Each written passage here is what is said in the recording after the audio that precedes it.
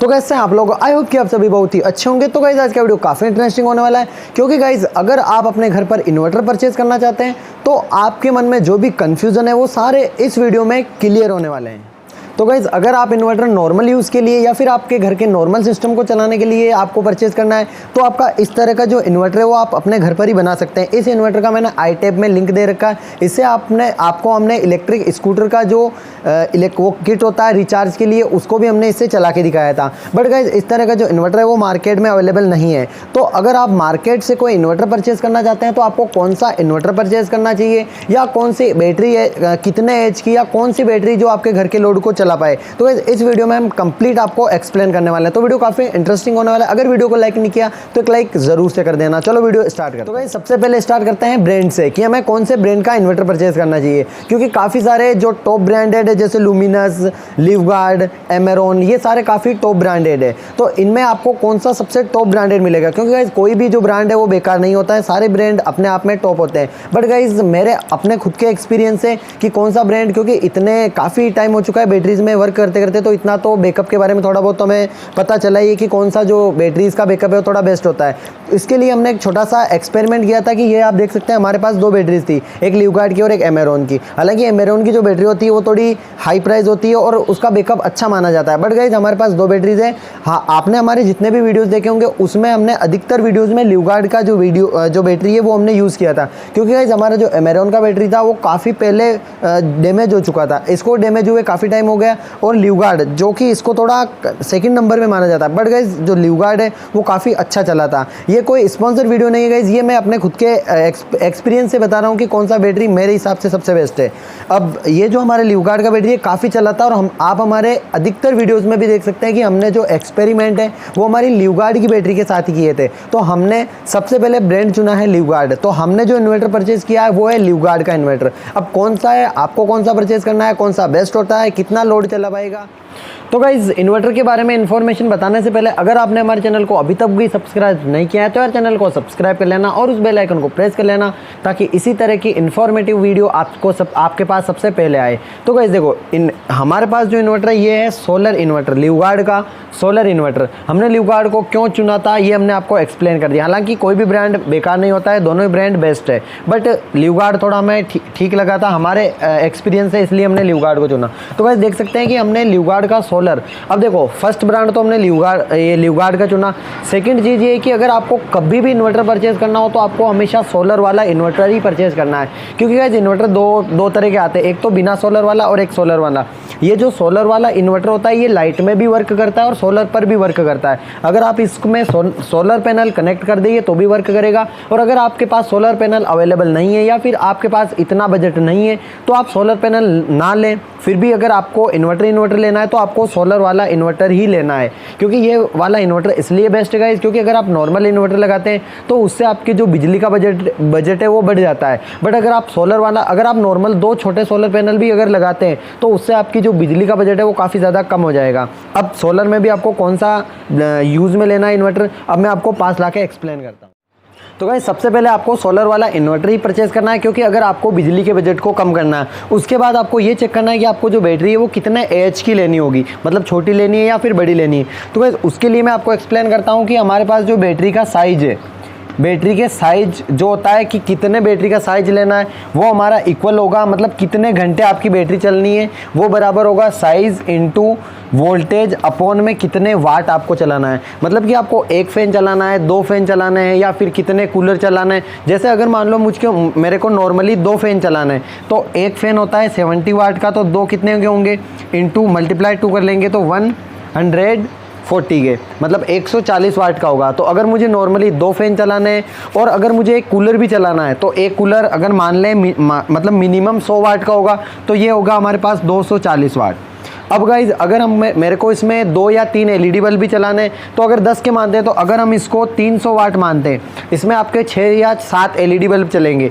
तो अगर 300 वाट मुझे चलाना है तो मुझे कितने घंटे तक चलाना है ये भी डिपेंड करता है कि आपका जो बैकअप है वो कितने घंटे तक होना चाहिए। तो उसके लिए अब मैं आप देख सकते हैं 2 फैन, 1 कूलर और 6 LED बल्ब।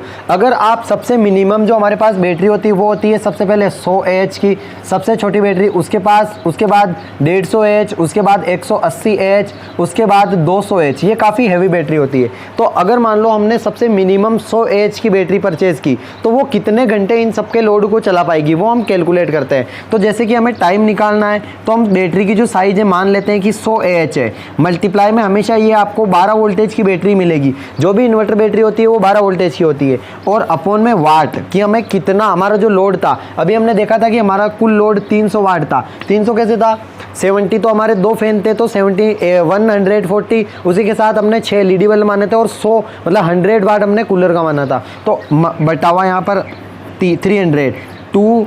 तो गाइस देखो 3, इसका मतलब ये है कि अगर आप 100 AH की बैटरी परचेज़ करते हैं तो इसका मतलब है अगर आप 100 AH की बैटरी परचेज़ करते हैं तो वो जो बैटरी होगी आपके इस लोड को 4 घंटे तक चला पाएगी। 4 घंटे तक वो जब चला पाएगी जब बैटरी फुल्ली चार्ज होगी। अगर आप, इसका मतलब ये है कि अगर आप 2 फैन, 1 कूलर, 6 LED बल्ब चलाते हैं तो आपको 100 AH की बैटरी नहीं परचेज़ करना है। उसके लिए अब हम देखते हैं कि क्या 150 AH की जो बैटरी है वो सही ढंग से चला पाएगी, क्योंकि गाइस मिनिमम जो बैकअप होता है वो अगर आपके पास एरिया में लाइट प्रॉपर ढंग से आती है तो 100 AH की बैटरी भी लगभग काम कर जाती है। पर अगर आपको इतना लोड करना है तो शायद 150 AH की बैटरी आपके लिए बेस्ट रहेगी, क्योंकि अगर आपके पास बैटरी 150 AH की है तो मैं यहाँ पर 150 रखता हूँ। फिर चेक करते हैं कि हमारा जो बैटरी का बैकअप होगा वो कितने घंटे तक होगा। तो देख सकते हैं आप, उसका जो बैटरी का बैकअप होगा वो होगा 6 घंटे। अगर आप 150 AH की बैटरी लेते हैं और 2 फैन, 1 कूलर और 6 LED बल्ब चलाते हैं तो वो इससे 6 घंटे तक कंटिन्यू चलेंगे। बट गाइस अगर आपको इससे भी ज़्यादा बैकअप चाहिए तो उसके बाद आपको मान लेते हैं कि 180 AH की बैटरी अगर आप लेते हैं तो गाइस इसको कैलकुलेट करने के बाद हमारे पास आता है कि 7.2। इसका मतलब ये है कि 7 से 8 घंटे के बीच अगर हमारी जो बैटरी होगी वो 180 AH की होगी, मतलब अगर एक बार उसको आप फुल चार्ज कर लेंगे तो वो जो है 7 से 8 घंटे के बीच में चल जाएगी। लेकिन गाइस अगर आप 200 AH की बैटरी लेते हैं, ये 12 हमेशा आपको फिक्स रखना है, और यहाँ पर अपॉन में आपको कितना हमारा लोड था 300। तो आप देख सकते हैं हमारा जो बैकअप होगा वो होगा 8, मतलब फिक्स 8 घंटे। अगर आप 200 AH की बैटरी लेते हैं तो वो इनको 8 घंटे बिल्कुल कंटिन्यू, अगर 8 घंटों तक बिल्कुल भी लाइट नहीं आती है तो 2 फैन, 1 कूलर, 6 LED बिल्कुल कंटिन्यू इससे 8 घंटे तक चल पाएंगे 200 AH की बैटरी से। और अगर आपका लोड कम होता है, माना कि आप अगर 1 कूलर नहीं चलाते हैं, तो वो आप कैलकुलेट कर सकते हैं कि कितने घंटे तक चलेगा। तो अब आपको डिसाइड करना है कि आपको कौन सी वाली बैटरी परचेज़ करनी है। और गाइस एक चीज़ याद रखना होगा, अगर आपके घर पर बिल्कुल भी लाइट नहीं है, ये सारा कनेक्शन आप फुल्ली सोलर पैनल से ही करना चाहते हैं, तो उसके लिए आपको 200 AH से भी बड़ी बैटरी परचेज करनी होगी। क्योंकि आप देख सकते हैं अगर आपको इतना लोड चलाना है तो 200 AH की 8 घंटे चला पाएगी। अगर मान लेते हैं कि दिन भर चार्ज भी होगी तो भी 8 घंटे ही चलेंगे इससे। तो इससे क्या करना होगी, अगर आप बैटरी डबल लेते हैं, मतलब अगर आप 200 AH की 2 बैटरी लेते हैं तो 8 मतलब 16 घंटे तक चल पाएगा कंटिन्यू। मतलब कि अगर आप बिल्कुल सोलर पर डिपेंड होना चाहते हैं तो आपको 200 AH की 2 बैटरी लेनी होगी, जो कि आपको ये सारे बिल्कुल फुल्ली चला पाएगी। और अगर आपके घर में सोलर पैनल भी है और लाइट भी है तो आपको ये 150 AH तक की जो बैटरी है वो काफ़ी बेस्ट रहेगी। क्योंकि आज हमने भी जो बैटरी परचेज़ की थी वो 150 AH की है, उससे क्योंकि लाइट जो है बिल्कुल फुल्ली तो जाती है नहीं, लाइट 2 से 3 घंटे, मतलब अगर जाती भी होगी 2 से 3 घंटे के लिए जाती होगी तो उसमें हम 150 AH की बैटरी 6 घंटे बैकअप देगी, तो 6 घंटे कंटिन्यू लाइट जाती नहीं है। और उसके लिए हमने, अभी मैं आपको बताऊंगा कि उसके लिए हमने सोलर पैनल भी परचेज़ किए और इनको किस तरह कनेक्ट करना है, कैसा बैकअप देता होगा, ये तो मैंने फुल्ली एक्सप्लेन कर दिया। बैटरी आपको कौन सी परचेज़ करनी होगी, इन्वर्टर आपको सोलर वाला ही परचेज़ करना है। क्योंकि अगर आप उसमें सोलर लगाते हैं तो अगर मान लो कि आप इस 200 AH में सोलर लगाते हैं तो जितने यूनिट ये आपकी बिजली से निकालेगा उसकी बजाय ये क्या करेगा कि ये सोलर से चार्ज होगा और फिर आपकी जो बिजली है वो कम खर्च होगी, और उससे क्या होगा कि आपकी बिजली भी कम खर्च होगी और लाइट भी आपकी कंटिन्यू रहेगी। आई होप इस तरह आप डिसाइड कर सकते हैं कि आपको कितने AH की बैटरी लेनी होगी। अगर आपके घर पे लाइट भी है तो आपको मैं सजेशन करना चाहूँगा कि 150 AH की बैटरी ही लेनी चाहिए, क्योंकि ये काफ़ी इनफ होती है। इतनी लाइट जाती नहीं है, 7 से 8 घंटे काफ़ी होते हैं। अगर कंटिन्यू लाइट भी जाती है तो 7 से 8 घंटे।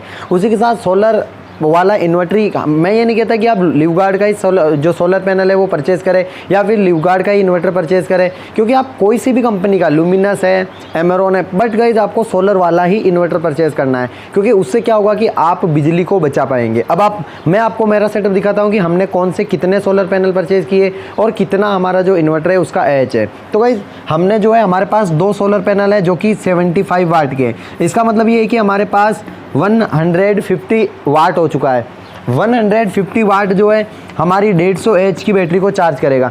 हालांकि ये फुल मतलब इनफ नहीं है, 150, इसके लिए कम से कम 300 वाट तो कम मिनिमम चाहिए ही चाहिए कि जो है हमारी जो बैटरी है वो इससे चार्ज हो सके। बट हमारे पास 150 वाट है, इससे ये होगा कि हमारे पास 2 से 3 यूनिट का फ़र्क पड़ेगा। मतलब इससे ऐसा हो सकता है कि अगर आपके पास 150 वाट का सोलर पैनल है और 150 एच की बैटरी है, और अगर आपके पास घर पर बिल्कुल भी लाइट नहीं है, तो आप इससे 6 से 7 LED बल्ब बिल्कुल फुल्ली चला सकते हैं, उसमें कोई भी प्रॉब्लम नहीं होगी। अब मैं आपको इन्वर्टर दिखा देता हूँ उसमें कौन से मोड है और कैसे कैसे ये वर्क करता है।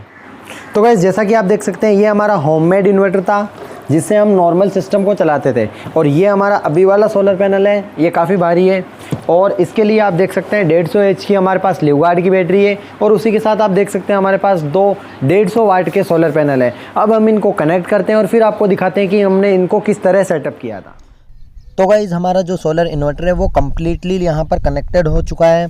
अब इसमें किस तरह ये वर्क करता है, ये काफ़ी लंबा हो जाएगा वीडियो, इसलिए हम इसको नेक्स्ट वीडियो में फुल्ली एक्सप्लेन करेंगे स्टेप बाय स्टेप। अब गाइज़ हम बात कर लेते हैं कि ये हमारा जो इन्वर्टर है इसका प्राइस क्या था, ये कितने का है। इसमें हाई लो वोल्टेज, ये सारे ये आप देख सकते हैं, ये जो है हाई वोल्टेज का, मतलब जल्दी अगर बैटरी को चार्ज करना है तो ये ऑप्शन है। तो ये जो हमारा इन्वर्टर है ये पड़ा था हमारे 20,500 रुपये में। ये इन्वर्टर जो कि 7,500 रुपये इसकी ऑफलाइन प्राइस है, और ये जो बैटरी है इसकी जो प्राइस है वो है 13,000 रुपये। तो ऐसा करके 20,500 रुपये में ये इन्वर्टर लगा था। इनमें सोलर पैनल इंक्लूड नहीं है, सोलर पैनल हमारे पास पहले ही थी, तो वो हम इसमें कनेक्ट कर देंगे। वो कैसे कनेक्ट करते हैं वो भी मैं आपको नेक्स्ट वीडियो में एक्सप्लेन करेंगे, और मैंने कुछ इन्वर्टर के नीचे डिस्क्रिप्शन में लिंक दे रखे हैं। तो मैं मिलता हूँ इसके नेक्स्ट वीडियो में, तब तक के लिए टाटा बाय बाय, जय हिंद जय भारत।